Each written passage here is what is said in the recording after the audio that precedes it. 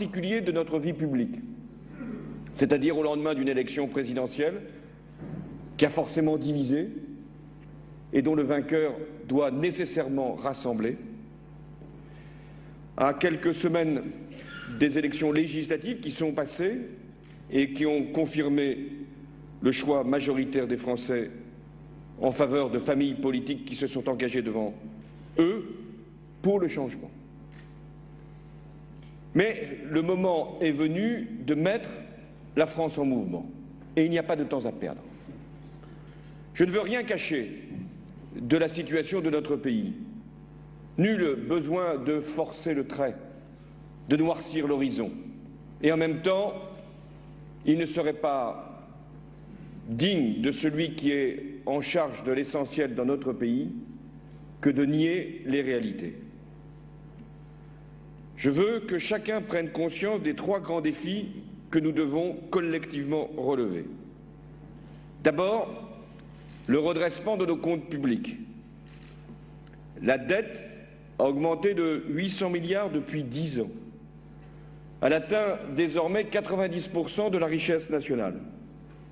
Quant au déficit public, il a dépassé encore 100 milliards d'euros en 2011 et ne pourra être contenu autour de 4,5% de la richesse nationale en 2012 qu'au prix d'un ajustement fiscal dont le gouvernement a pris à juste raison la responsabilité. Comme la Cour des comptes l'a souligné, cette dégradation n'est que partiellement le résultat de la crise. Elle reflète plutôt le choix qui a été fait depuis trop longtemps de perte de recettes inopportunes et qui seraient aujourd'hui bien précieuses pour non seulement réduire nos déficits, mais agir pour l'emploi, et une structure de nos dépenses publiques particulièrement rigide, malgré ou à cause de l'application de formules mécaniques destinées a priori pour les maîtriser et qui se sont révélées aussi peu efficaces que mal acceptées. J'estime que notre pays ne peut pas prendre le risque de consacrer près de 50 milliards d'euros au paiement des charges d'intérêt, mais également celui de devoir lever des fonds qui peuvent à tout moment être rendus plus onéreux par une éventuelle vulnérabilité de notre dette souveraine sur les marchés. Nous devons retrouver de la souveraineté, de l'indépendance par rapport au marché et par rapport aux besoins de financer nos dépenses collectives. Ce n'est donc pas un choix pour l'austérité, qu'il serait d'ailleurs rien d'autre qu'une régression, mais un choix pour la souveraineté et pour l'avenir de notre pays. Le second défi auquel nous devons faire face est la détérioration de notre compétitivité. La France, les chiffres sont maintenant bien connus, est passée d'un excédent commercial de 3 milliards d'euros en 2002 à un déficit de 70 milliards d'euros en 2011. Nous avons perdu des parts de marché sur les principaux biens d'exportation. Notre industrie, qui représentait 18% de la valeur ajoutée, de la production donc, il y a 10 ans, n'en représente plus que 13% aujourd'hui. 400 000 emplois dans le secteur manufacturier ont été perdus ces 5 dernières années. Nous connaissons les causes aussi de cette situation. Une mauvaise spécialisation industrielle, trop faible nombre d'entreprises exportatrices, une insuffisance dans l'innovation, la recherche, la connaissance, mais également cette dégradation de nos comptes extérieurs est aussi le produit de certaines rigidités de structure, y compris de nos coûts, qu'il nous appartiendra de corriger.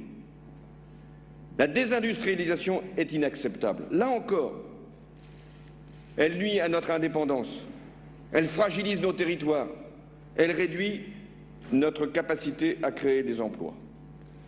Le troisième défi est le plus exigeant, c'est celui du chômage et de la précarité. Le nombre de demandeurs d'emploi est aujourd'hui le plus élevé depuis 12 ans.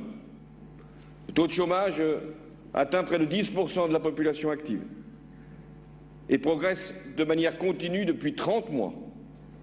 touche les jeunes et les travailleurs âgés. 45% des plus de 55 ans seulement ont un emploi. Et près de 460 000 personnes sont au chômage depuis plus de 3 ans. Ce qui veut dire, autrement parlé, une exclusion profonde. 4 embauches sur 5 aujourd'hui s'effectuent en CDD. Et pour l'essentiel, ce sont les femmes qui sont victimes de la précarité de l'emploi et du temps partiel. Et dans ce contexte, l'annonce de plans sociaux qui ont pu être opportunément retardés est encore plus inquiétante, surtout si l'on songe à des licenciements souvent silencieusement vécus dans bon nombre de petites entreprises. Le retour à une croissance élevée est une obligation si nous voulons retrouver un niveau d'emploi. Or, chacun sait que pour le premier semestre de l'année, la croissance sera nulle. Dès lors, nous devons mobiliser toutes nos forces, toute notre imagination, toutes nos capacités pour construire une croissance durable pour les prochaines années. Si je regarde la situation de l'Europe, il y a des pays où la croissance est très faible, voire même des pays qui sont en récession. Mais il en est d'autres qui ont réussi, à partir de réformes engagées depuis plusieurs années, à porter un niveau de croissance bien supérieur au nôtre. Quand je regarde d'autres régions du monde, pas simplement les pays émergents, je constate aussi qu'en mobilisant davantage l'offre, en soutenant plus intelligemment la demande, il y a des potentialités de croissance. D'ici à l'affirmation de cette stratégie, il nous faut parer au plus pressé.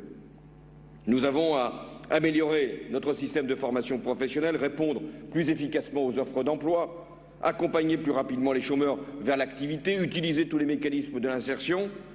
Mais je le dis ici devant vous, je n'admettrai pas qu'un pays comme le nôtre se résigne à considérer le chômage comme une fatalité.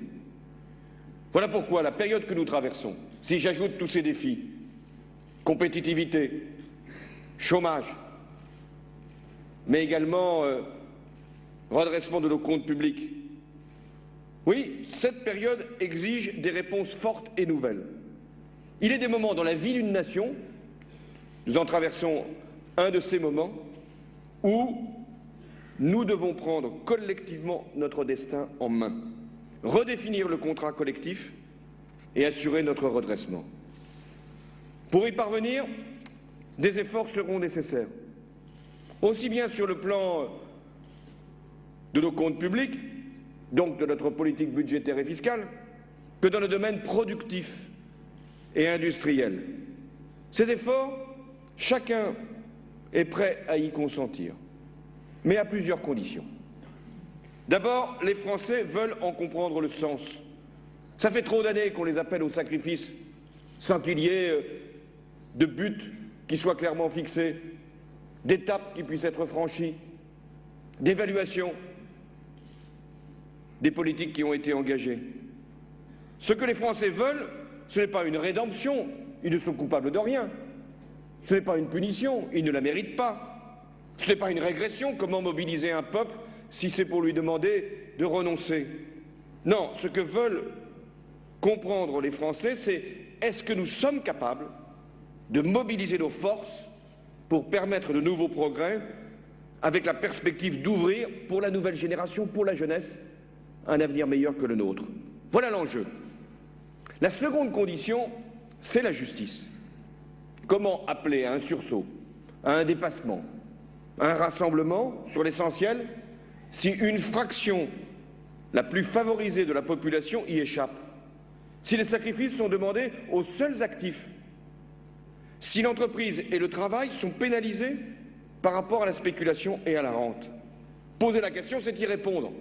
La justice sera une condition du redressement. Mais la plus importante, si nous voulons parvenir à nos fins, c'est la confiance. Les sociétés qui connaissent les performances les plus élevées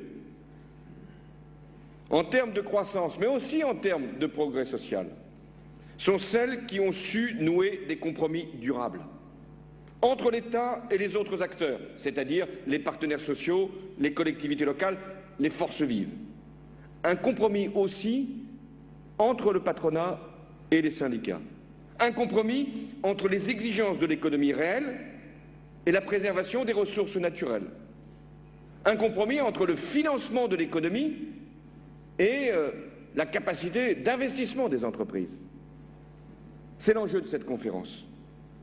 Préparer ensemble les réformes, ouvrir de nouveaux espaces à la démocratie sociale, élaborer donc une feuille de route qui offrira à notre pays une vision claire des objectifs poursuivis et une répartition des responsabilités pour y parvenir. Ma volonté, c'est de faire évoluer notre modèle social pour mieux le garantir. Je vous propose une méthode fondée sur 3 principes simples. Le premier, dans le cadre de cette conférence sociale, aborder l'ensemble des sujets sans exclusive. Aucune des grandes questions économiques et sociales qui sont devant nous ne doivent être ignorées. L'emploi étant la priorité première. Tout doit être discuté pour parvenir au plus haut niveau d'emploi dans notre pays. Le deuxième principe, c'est de fixer un agenda cohérent, partagé, permettant d'avancer en commun dans le respect de l'indépendance de chacun. Ce qui suppose d'établir clairement les priorités, de répartir ce qui relève de l'État, par la loi ou par le règlement, de la négociation entre partenaires sociaux et ce qui obéit aux règles de la concertation. Ce sera le sens des conclusions que le Premier ministre tirera de vos travaux. Le dernier principe, c'est d'inscrire cette conférence sociale dans la durée. Notre objectif aujourd'hui n'est pas de tenir un sommet social ponctuel. Il y en a eu d'autres dans le passé. Notre histoire est riche d'un certain nombre d'événements, surtout en début de quinquennat. Non, notre volonté, c'est de jeter les bases d'un processus avec des objectifs et des étapes pour les atteindre. La démarche que je vous propose est nouvelle à bien des égards. La France, par ses traditions, par son histoire, par son organisation, par son mouvement social, n'a pas développé ce qu'on appelle une culture de la négociation. Chacun y a sa part de responsabilité et l'État au premier chef.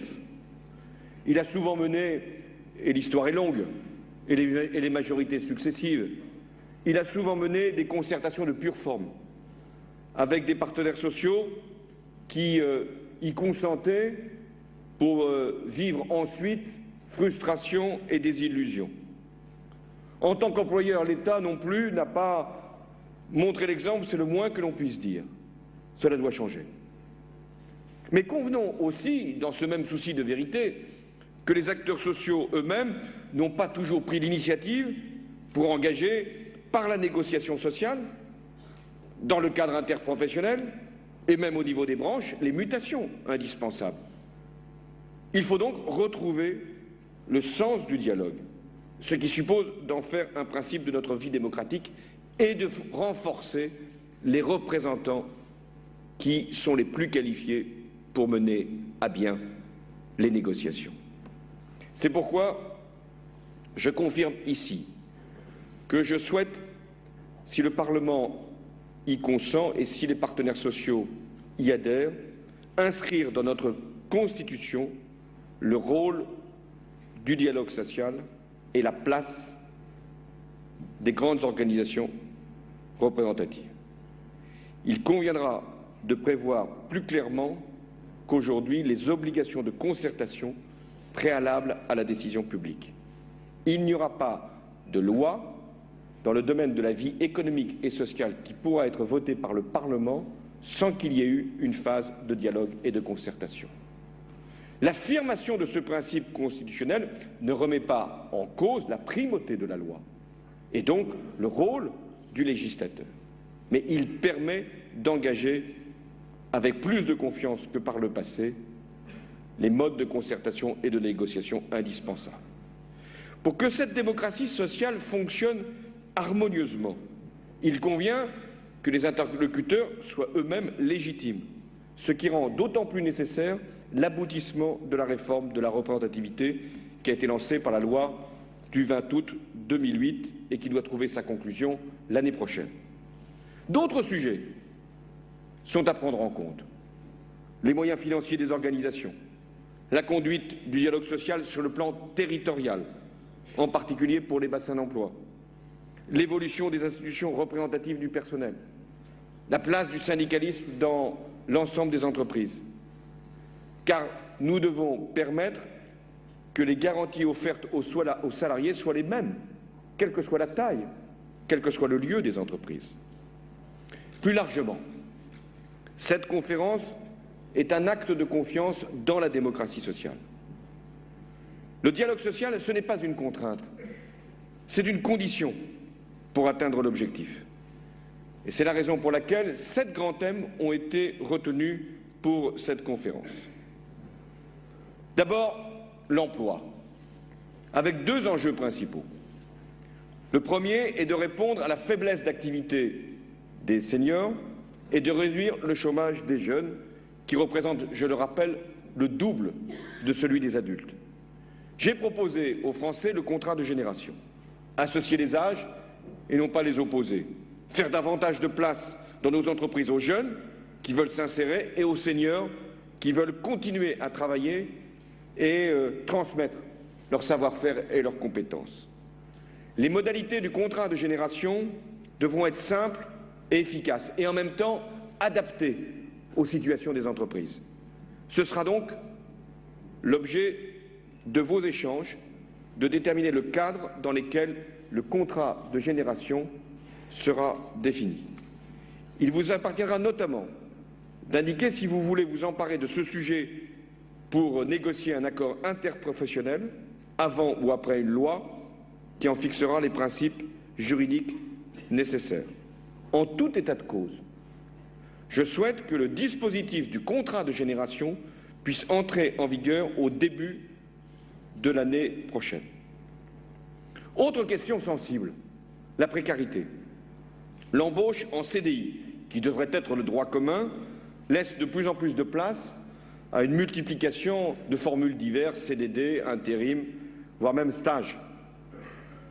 La précarité qui en résulte pour les travailleurs concernés est néfaste, mais aussi pour les entreprises, car elle nuit à l'investissement durable dans la qualification des salariés.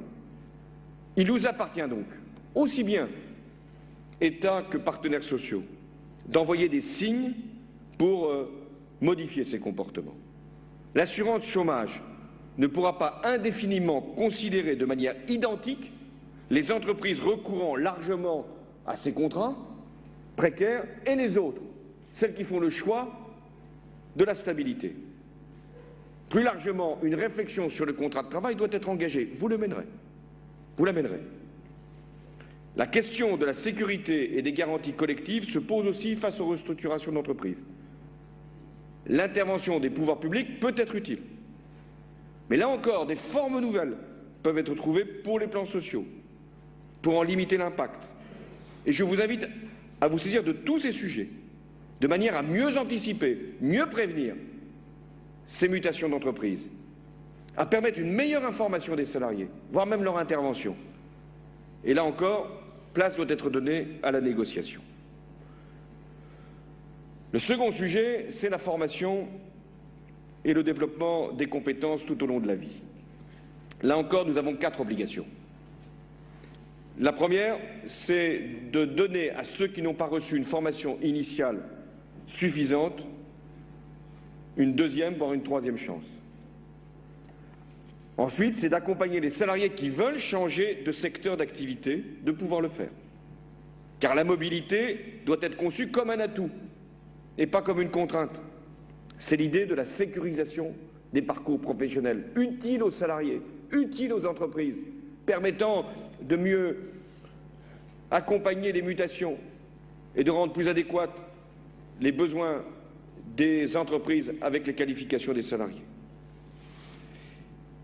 Troisième obligation, aider les entreprises à traverser des périodes de baisse d'activité sans recourir à des licenciements, en s'inspirant des dispositifs négociés que certaines régions ont expérimentés avec succès en France et que d'autres pays que le nôtre ont mis en œuvre depuis longtemps et avec, là encore, des leçons que nous pourrions tirer utilement pour nous-mêmes.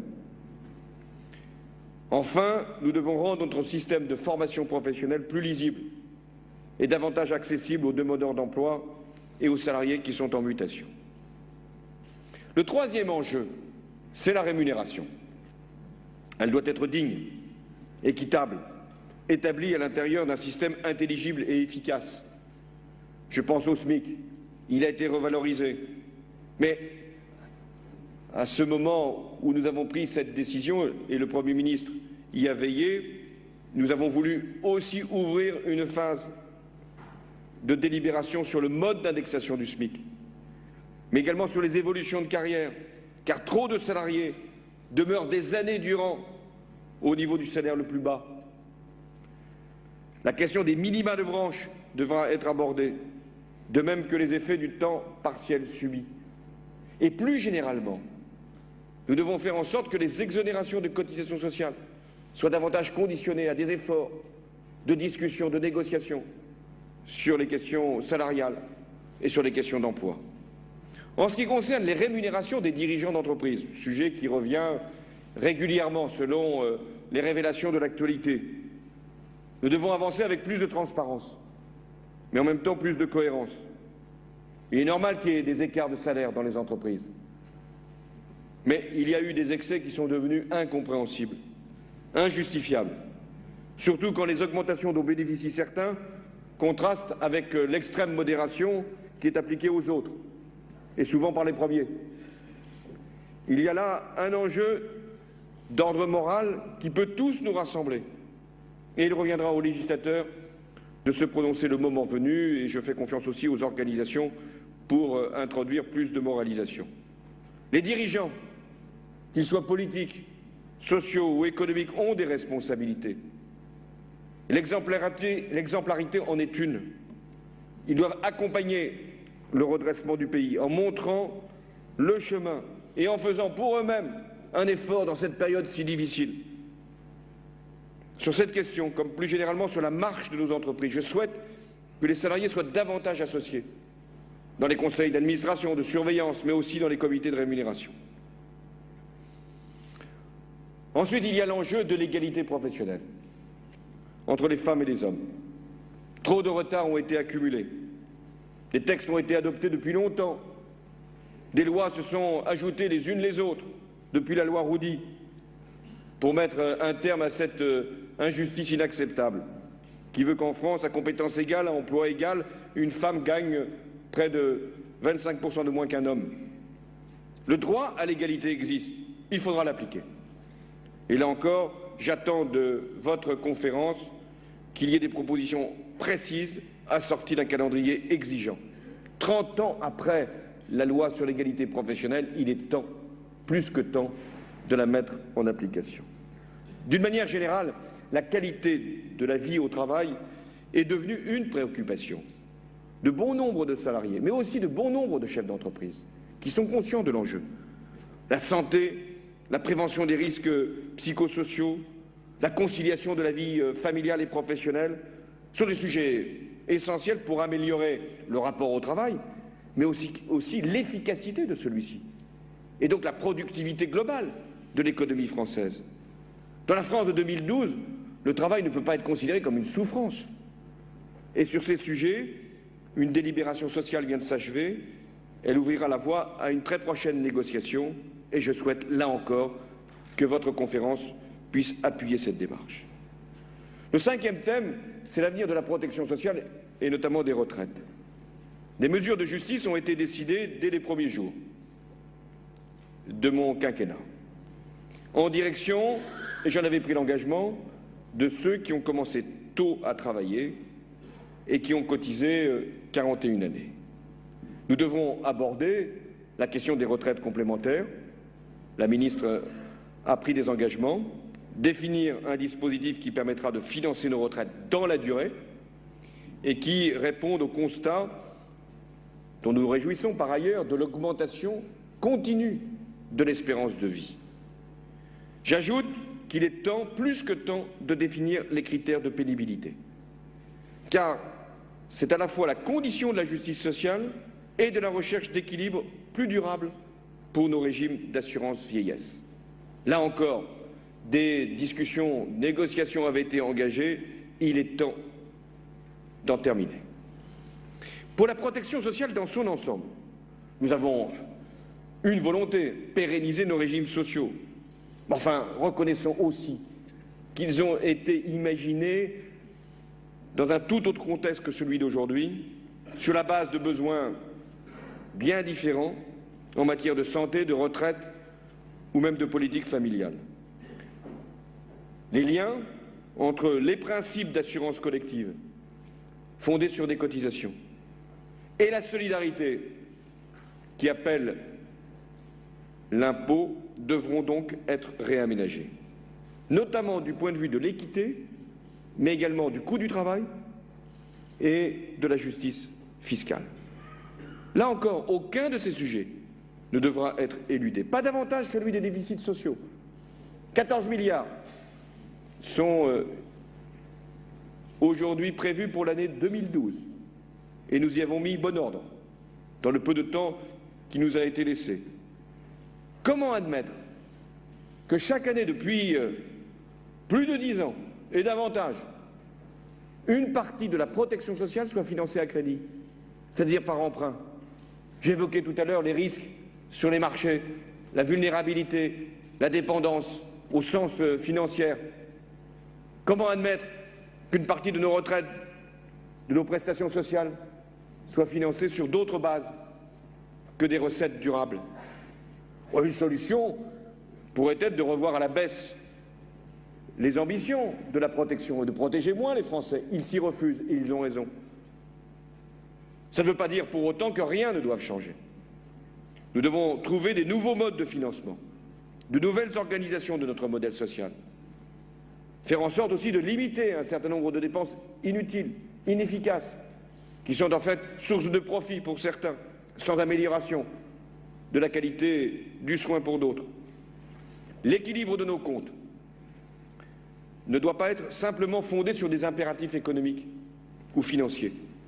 Ce sont des obligations sociales, parce que nos mécanismes de solidarité seront menacés si nous ne savons pas les faire évoluer, les faire progresser, les faire financer. Un grand défi, je l'évoquais, ce sont les entreprises qui sont exposées à la mondialisation, à la concurrence internationale.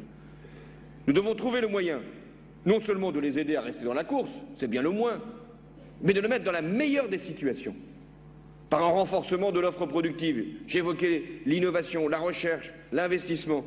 Mais en même temps, nous devons aussi traiter les questions qui sont liées à des distorsions dans les modes de financement de notre protection sociale.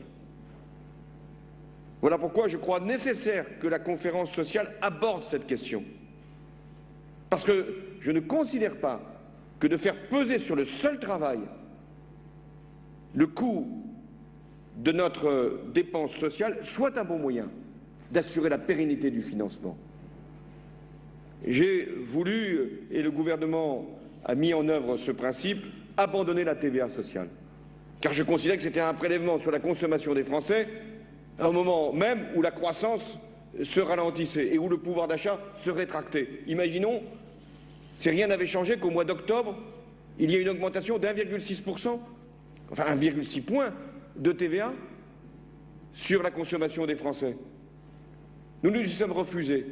Et pour autant, nous devons mener cette discussion sur d'autres moyens de financer la protection sociale que sur le seul facteur emploi-travail, en appelant donc d'autres facteurs de production, d'autres contributions, et ça fait partie du débat que vous devez mener.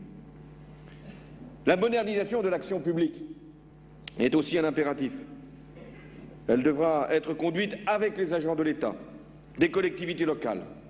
C'est finalement la réforme de l'État et le nouvel acte de la décentralisation. Une ministre est particulièrement en charge de ce dossier. Les deux vont de pair. Nous devons à la fois réfléchir aux missions de l'État, aux moyens de les exercer, et en même temps au niveau qui doit être le plus efficace pour les mener à bien. Rien ne pourra se faire sans l'intervention des agents eux-mêmes. Je me refuse à considérer l'emploi public comme une variable d'ajustement de la maîtrise de nos finances. C'est pourquoi le gouvernement a mis un terme à ce qu'on appelait la révision générale des politiques publiques et qui n'avait été qu'une contrainte supplémentaire sans d'ailleurs rendement considérable. Au cours des 5 prochaines années, le nombre des fonctionnaires restera stable. C'est-à-dire qu'il y aura des créations d'emplois dans les secteurs prioritaires, éducation, justice, sécurité. J'ai fait le compte.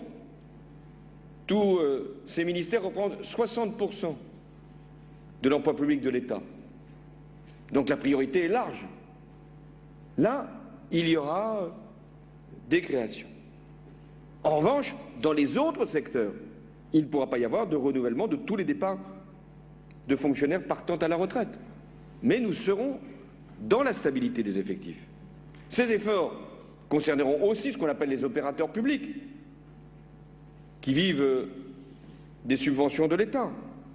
Et là encore, il y aura une participation des agents. Parce qu'il ne s'agit pas simplement de réduire ici ou d'augmenter là. Il s'agit de faire en sorte que les missions des administrations publiques à tout niveau puissent être exercées avec efficacité. Mais le sujet majeur, c'est aussi le redressement productif. Nous avons aujourd'hui des plans sociaux qui nous sont annoncés dans plusieurs entreprises importantes, automobiles, sidérurgie et tant d'autres. Il semble qu'ils aient été envisagés depuis longtemps, mais pas nécessairement proclamés dans les premiers mois de l'année. L'État ne pourra pas rester inactif. Il agit déjà. Il répond à l'urgence. Il cherche des solutions. Il mobilise des financements. Mais nous ne pouvons pas être simplement dans le traitement de l'urgence. Nous devons avoir une stratégie. Nous devons faire en sorte d'anticiper. Nous devons mobiliser des moyens nouveaux. La Banque publique d'investissement en sera un. Je souhaite également qu'on mobilise l'épargne vers l'investissement productif, notamment pour les PME. Je veux qu'on élargisse tout ce qui est recherche à l'innovation dans les PME. Nous faisons aussi grande confiance dans les entreprises pour qu'elles puissent exporter, ce qui suppose de leur donner toutes les conditions pour le faire. Et c'est aussi une responsabilité des grandes entreprises d'emmener les PME vers les marchés à l'exportation. Le redressement productif n'est donc pas une stratégie défensive, c'est une volonté d'être dans la mondialisation les meilleurs. Ce qui exige de permettre à la France, à ses travailleurs, à ses entreprises de s'adapter au changement, de s'orienter vers des secteurs d'avenir, de faire le pari des nouvelles technologies, d'assurer les transitions indispensables, transition énergétique, écologique, industrielle. Il y aura la conférence environnementale prochainement, à l'automne. Les partenaires sociaux y seront associés, parce que c'est un enjeu, pas simplement pour la préservation de la planète, mais pour l'émergence d'une nouvelle économie, à laquelle d'ailleurs beaucoup ici se sont préparés, sont déjà engagés, notamment dans le secteur du bâtiment, notamment dans le secteur des nouvelles énergies, notamment dans le secteur aussi de l'industrie qui utilise des matériaux d'un nouveau genre, d'un nouveau type. Oui, nous avons des capacités en France à mettre en œuvre. Nous devons redouter rien d'autre que l'immobilisme. Voilà une belle ambition pour cette conférence sociale, traitant de beaucoup de sujets, mobilisant beaucoup d'acteurs, fixant un agenda réaliste, permettant de nouer un pacte de confiance et d'efficacité entre l'État, les salariés, les entreprises, les partenaires sociaux, les organisations professionnelles, qui remettent la France au centre du jeu économique mondial. Nous avons besoin de tout le monde, de la petite entreprise artisanale jusqu'au grand groupe. Nous avons besoin du salarié d'exécution qui doit être associé au processus de production, jusqu'au chef d'entreprise, aux dirigeants qui éclairent l'avenir et qui préparent les mutations. Je ne préjuge pas ce que sera l'attitude des uns et des autres, vos positions respectives. Je ne sais pas ce que sera l'ampleur de nos convergences, je les souhaite nombreuses. Mais il y aura des points nécessairement de désaccord, je les respecte. Ce que nous devons chercher, c'est comment mobiliser les forces de notre pays vers des solutions nouvelles. Comment nous pouvons nous organiser dans le temps. Je l'ai dit, les pays qui sont capables d'assurer le mieux leur redressement dans la justice sociale sont ceux qui sont prêts à nouer un contrat entre les différents acteurs. La conférence sociale n'est donc pas un aboutissement ou une promesse qui viendrait d'être tenue. La conférence sociale, c'est un commencement. Je demande donc au Premier ministre, à la suite de vos travaux, de tirer toutes les conclusions de cette conférence, pour rendre ensuite les arbitrages les plus conformes à l'intérêt général et le dialogue social qui doit y contribuer, avec des étapes et des responsabilités. C'est la feuille de route qui engagera en tout cas l'État pour les années qui viennent. Je remercie chaque ministre d'être attentif sur les champs de compétences qui sont les leurs pour donner à cette conférence toute sa traduction de manière à ce que là encore il y ait un suivi. Le ministre du Dialogue social en sera particulièrement chargé. Voilà, mesdames et messieurs, ce que j'étais venu vous dire ce matin. Nous lançons un processus nouveau qui déjà nous dépasse. C'est une chance pour notre pays, si nous savons la saisir. Je vous donne d'ores et déjà rendez-vous dans 1 an pour un premier bilan, ici même, si le Conseil économique et social et environnemental nous en fait encore la proposition. Mais ce serait le cadre idéal. Il y aura dans l'intervalle d'autres rendez-vous avec le Premier ministre, avec les membres du gouvernement. L'idée que je lance, c'est celle du compromis positif. C'est l'idée qui permettra à notre pays de sortir par le haut des épreuves qu'il traverse. Ce compromis positif, c'est cette conférence qui peut le nouer, en tout cas qui peut l'organiser, le permettre. Ça ne doit pas être une rencontre sans lendemain, ça doit être une dynamique qui sera elle-même un changement dans la méthode qui permettra un changement dans la réalité.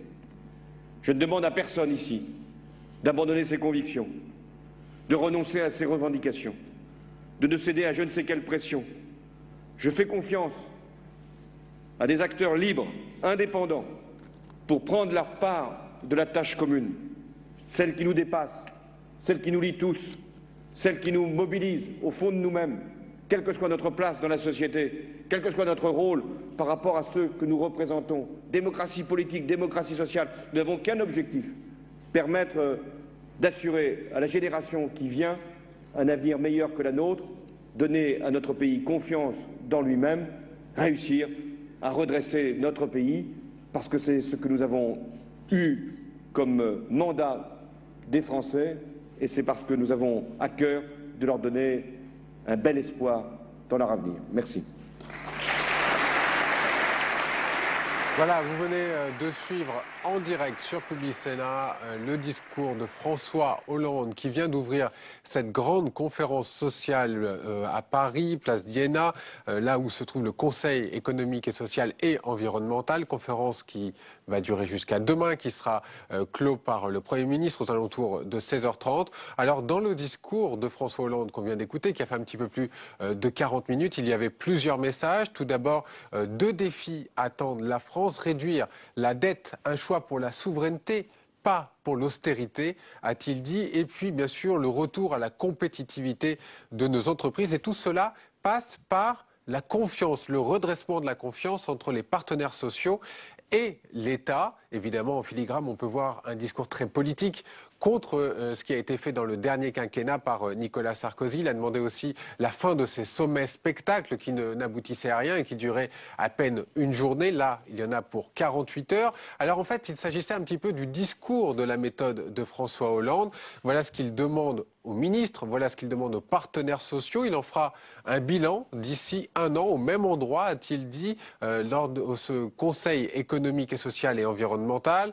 Il y aura également plusieurs tables rondes cet après-midi qui vont commencer autour des ministres. Il y aura également 7 tables rondes qui concerneront l'emploi, évidemment, et évidemment une question très importante, comment enrayer les plans sociaux et comment redonner de la compétitivité à nos entreprises.